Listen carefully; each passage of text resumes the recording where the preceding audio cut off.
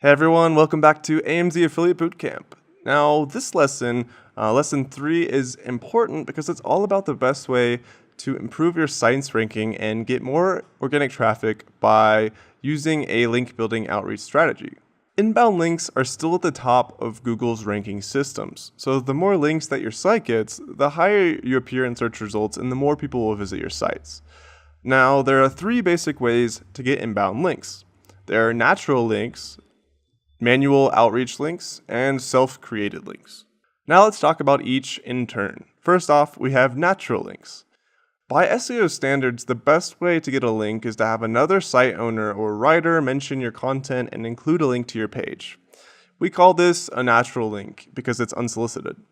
A writer or site owner finds your content while researching a topic and they decide it's so awesome and helpful and informative that they want to refer their readers to your original post. It's like giving an attribution or a footnote in the appendix of a book, for example. The main problem is you have very little control over this type of link building aside from just making really good content. So the core part of this is purely writing or buying, if you're outsourcing it, high quality content that people just find helpful. And you can even do some promoting of your content that might get other people to notice you in your niche, but generally you never really know if or when you'll get a new natural link until you suddenly see a surge of traffic because Forbes just linked to you. It's just something which will arise as a byproduct of the long-term creation and promotion of high-quality content. Now let's talk about the second category, outreach link building. To Google, these links look just like natural links, so they'll also be increasing your site's rank and get you more visitors from searches. And I'm sure you've heard the saying, you never know till you ask, right? Well, you're going to learn to ask for links and master the process of reaching out and building the relationships required to build your links and by extension, your SEO and your website traffic. This strategy involves manually contacting website owners and bloggers in your industry via emails or social media and asking them to link to you. We're about to go deep into the process of manual outreach, but first we have one more type of link to talk about. The third category of links are self-created links. This is what we talked about in lesson 2.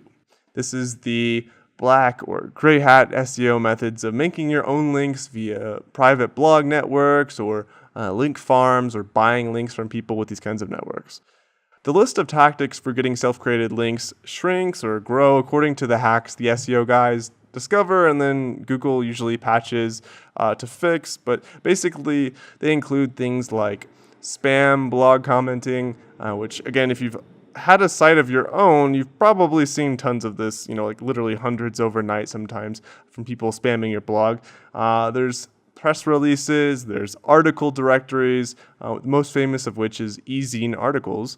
You've got blog networks, you've got user profiles and forums and social media groups, and you've got signatures and emails, signatures and blog comments and forums, things like that. Some of these might actually still work for some sites, but we're actually much better off in the long run using our time, effort, and resources building legitimate links with good quality content. It'll always work, and there's no risk of getting a penalty to your site, which can literally destroy your business overnight. So why do we teach manual outreach link building? Really, the simple reason is because it works. It works for us now, it'll work for you, and it'll always work. As you can see from this screenshot of a site we started less than a year ago, we went from 0 traffic to over 3,000 daily visitors, and by the way, that's over 1 million per year, and all this is done mostly by manual link building. Over 80% of these visitors come from new searches, and we earn the links and the ranking that brings new traffic with valuable content and relationships in our marketplace. What we love the most about outreach link building is that everything is based on value. The more value you can create or deliver, the more high quality links you can earn. And the main point is that the links are earned, not bought or built. You'll also never have to worry about getting caught by Google, right? SEO people, especially the black hat ones, often talk about getting caught by Google or, being sneaky around what Google's doing. But with this method, there's actually nothing to catch. Google actually loves these types of sites because the real people who use their search engine and visit our site are happy with what they find, right? They find the information that they're looking for. It's good quality information. That's actually what Google's designed to help people do, is find that kind of information. And so we never have to worry about losing our ranking because our SEO tactic doesn't work anymore. In fact, Google will love you and actually reward you with every new update that they do. I could actually go on and on about how great this strategy is, especially compared to the more black hat stuff, but I'd rather just teach you how to get started getting these kinds of results for your own Amazon affiliate site instead. So here are the 7 steps to an effective manual outreach link building system. The first one is tactic selection. And then you've got prospecting, filtering, pre-outreach, outreach, follow-up, and finally relationship nurturing. First off, let's talk about tactic selection. This is where you're going to choose a method to create value for the site owners that you'll be contacting. I'm going to be teaching you 4 major tactics in this course. And those include guest posting, which means providing free, awesome content for other people's websites. Using top experts, which means featuring other site owners on your site alongside other industry experts. Third, we've got epic content, which is a sample of a great piece of content that other people's audience would love to read. And finally, we have guestographics or guest infographics, which are basically visually appealing graphics that you can create and offer to other people as another type of guest post. And they're particularly catchy. The second step in this process is prospecting, which means locating potential site owners for your outreach. The third step is filtering, and in this step, you'll begin to research and find a list of relevant targets that might be interested in what you have to offer. Fourth, we have pre-outreach, and this is actually an essential step that's often overlooked, and it's going to give you a much higher success rate with your outreach campaign. In this step, you build initial rapport with prospects by following them on social media, sharing their posts, or leaving comments on their sites. After pre-outreach, we have outreach. Once you've had a few interactions with your targets on social media or commenting on their blog, it's time to send the first email to pitch your guest post ideas or share your awesome piece of content. If they reply positively and agree to link to you or accept your guest post at this point, then congratulations. You can actually skip some of the next steps and just go straight to relationship nurturing. But if they don't go for it immediately, the 6th step is the follow-up. So not all of your prospects will reply to your first email. So it's a good practice to always follow up to increase the overall response rate. Even if they say no to your first request, you can be nice. And even if they say no to your request, be nice and thank them for their time. You can also ask for their feedback so they can help you make your site better as well. Finally, to finish off the process, we have relationship nurturing. Most people stop after getting what they want and never talk to the person again who just gave them a link. Don't do this. Continuing to develop good relationships with people in your niche, especially those who like you and support you, could bring you a lot more opportunities that you would never think of in the first place. By the way, I hope you're taking good notes because you're going to want to start implementing this system soon.